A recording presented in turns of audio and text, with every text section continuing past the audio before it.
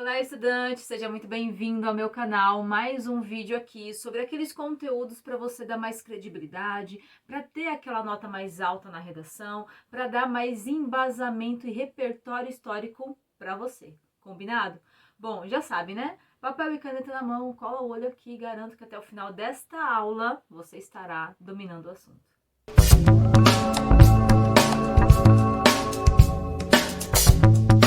Vamos lá, então, hoje o tema da nossa aula é quinhentismo. Vamos entender sobre esse conceito, sobre esse período histórico. Primeiro anote aí, por gentileza, de 1500 a 1601. É toda aquela produção literária, todos aqueles escritos, todos aqueles documentos que foram produzidos nesse período, tá?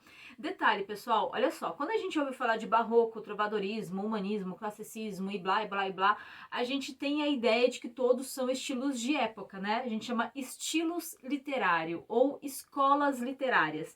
São formas, são características de produzir um determinado texto, um determinado documento, um determinado material, entende? Só que aqui no quinhentismo, a literatura não considera isso como escola literária. Como? Onde? Como? Por quê? Certo? Não considera. Deu pane no sistema? Calma aí. Por que não considera isso como escola literária? Porque não foi produção artística dos próprios brasileiros, entende? E o intuito, além disto, não era necessariamente fazer arte, uma produção artística, sabe? Produzir algo belo ali, explorar essa questão artística. Não. O intuito era apenas textos para você contar sobre o Brasil, para você contar, sobre esta terra e sobre este homem que habitava aqui. Entenda que esses viajantes, né, essas pessoas contratadas para as viagens e todos aqueles funcionários da corte, eles tinham que prestar conta do que ele encontrava aqui, tudo bem? Então eram textos para contar sobre o homem e a terra, não era uma escola literária, combinado? Pessoal, a primeiríssima aí que a gente tem noção, que você já ouviu falar, é a Carta de Pero Vaz de Caminha, né? Foi o primeiro documento quando ele chegou aqui no Brasil e precisava relatar tudo isso para aquele rei que contratou ele, que era o rei Dom Manuel, também chamado de O Venturoso. Bom, essa literatura, essa produção, ela tinha basicamente dois tipos, tá? Primeiro, tinha o tipo que era caráter informativo, a gente chama de literatura informativa. Qual que era o intuito? Eram esses viajantes que chegavam aqui, esses indivíduos contratados pela corte, que eles precisavam informar exatamente do que viu aqui. Tem até um breve relato do Pero Vaz de Caminha dentro da carta dele, que ele comenta assim: eu preciso relatar ao rei tudo que eu estou vendo aqui, nem mais nem menos. Eu preciso relatar como se fosse os olhos dele. Então o intuito é prestar conta para essa pessoa que te contratou, tudo bem? Então tem ali o caráter informativo. Nesses textos de caráter informativo, você tinha uma exploração material, você tinha ali, o intuito era sem preocupação estética, era como se fosse uma carta que você manda ali para alguém para prestar conta ou para um parente seu, era sem caráter estético, sem preocupação estética. E o valor que se tem aqui é bastante valor histórico e documental, porque esses viajantes, esses cronistas precisavam documentar aquilo que eles encontraram aqui. Tudo bem até aqui? E o segundo tipo, o segundo tipo a gente chama de caráter catequético ou pedagógico, porque eram os padres e jesuítas que produziam. Já perceba que tem já uma diferença, né?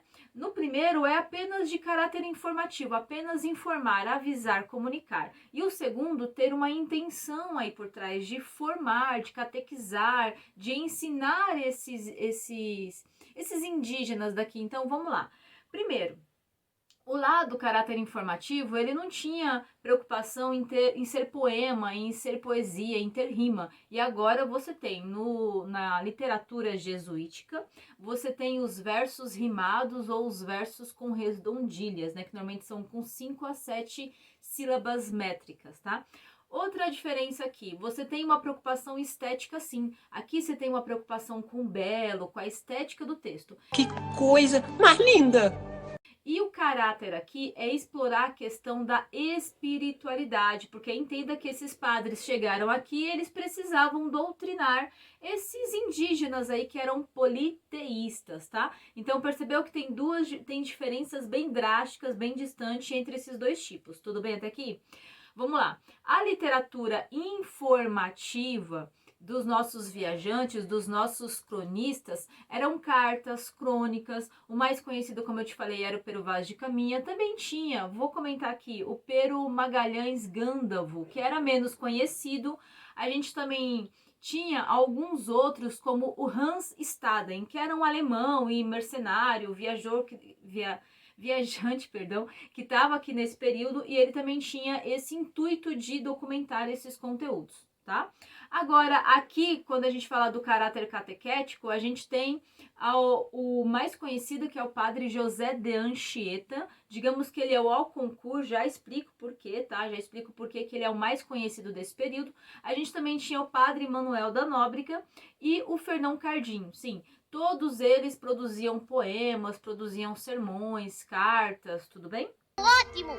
Bom, explicando por que o padre José de Anchieta ele foi o mais importante nesse período, porque ele foi o que produziu mais obras, pessoal. Ele produziu sermões, autos, né? O teatro mais conhecido dele era o Auto de São Lourenço, onde ele encenava ali bastante criaturas da religião dos indígenas, dessa religião politeístas, mas também bastante doutrinas e representantes aí do catolicismo. Colocava isso daí em embates, em comparações, ok? Fazia aproximação dessas duas religiões diferentes, entende? Bom, então ele produzia teatros, sermões, cartas, poemas e ainda o mais interessante daqui, olha só, uma gramática. Sim, ele fez lá um livro de gramática em que ele traduzia as palavras do português de Portugal para o tupi. Olha que interessante. Inclusive, algumas missas dele eram realizadas em tupi, porque o intuito ali era democratizar, era que essa informação conseguisse chegar até o indígena, é que essa informação ela fosse clara, ela fosse direta com esse indígena. Isso também representa aqui, pessoal, um certo respeito, uma certa valorização com a cultura da linguagem desses indígenas, tudo bem? Bom, para fechar aqui, essa carta do Pero Vaz de Caminha, eu gostaria que você anotasse aí, porque isso cai na prova, isso serve bastante, principalmente alguns termos, algumas palavras-chave que eu vou usar aqui agora, serve para você elaborar a sua redação, tá? Essa carta de Pero Vaz de Caminha, ela tem um valor literário, sim, porque tinha ali bastante riqueza de vocabulário, né, bastante riqueza de conteúdo, então tinha um caráter literário, mas também tinha um caráter histórico, né, porque afinal de contas, digamos que foi o primeiro documento de que se tem aí contato quando tiveram os primeiros registros no Brasil. E também tem um caráter ali linguístico, porque afinal de contas, ele estava utilizando o português de Portugal. Se você ler esta carta, se você der uma googada aí, você vai perceber que tem bastante palavras do nosso idioma, mas também do idioma de português de Portugal. Então é linguístico porque foi ali o primeiro momento que você registrou um português brasileiro. Pausa aqui, tá? Anota isso daí no seu resumo, por gentileza, que isso é importante. Uma questão importante, toda vez que a gente entra nesse conteúdo, tem até alguns alunos que já perguntaram isso em aula e eu achei super interessante e super válido. Por que não é considerado literatura o que os indígenas produziam aqui? Afinal de contas, eles não produziam artes, não tinham cantigas, enfim. Pessoal, a questão, olha só, literatura vem a origem da palavra, a etimologia da palavra, a história e significado da palavra, tende a entender que é tudo aquilo que é escrito, que tem letra, entende? Então, todas essas produções artísticas que os nossos indígenas já faziam aqui, elas eram orais. Nem vou ler. Elas não eram redigidas, elas não eram documentadas, elas não eram registradas, tá? Então, por isso aí, digamos que foi o primeiro documento a se considerar aí brasileiro, a Carta de Pero Vaz de Caminha, com esses três valores, que foi literário, histórico e linguístico. Estamos juntos até aqui? Curiosidade sobre essa carta, tá? Ela ficou inédita e ela ficou sem ser publicada até 1800, sim, mais especificamente 1817, e ela tem 27 páginas. Então, assim, é uma riqueza de conteúdo nessa carta. Inclusive, ela foi utilizada, olha o valor histórico dela e artístico, ó. Ela foi utilizada para escrever e para que alguns outros escritores escrevessem poemas, mas principalmente para que alguns artistas elaborassem quadros desse período. Porque, entenda, a gente precisa registrar como é que foi esse momento para ficar nos autos dos livros de história, para se estudar posteriormente, para se disseminar isso ao longo das gerações, para se instruir a população sobre essa história. E esses artistas utilizaram qual documento que eu vou me inspirar para pintar aqui uma obra? Qual que é o segredo? A Carta de Pero Vaz de Caminha. Ela serviu como documento originário para várias outras obras.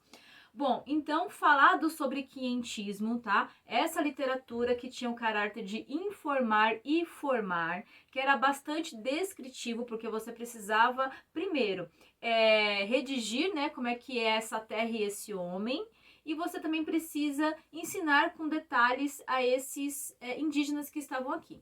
Então, finalizado o nosso conteúdo de quientismo, tudo bem?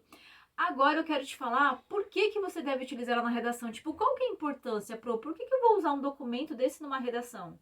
Pessoal, se a sua redação for sobre a importância de documentos, a importância de registro histórico, a importância de você ter material para se falar da história e para que ela não se perca ao longo do tempo, a Carta de Pero Vaz de Caminha foi o primeiro documento do Brasil.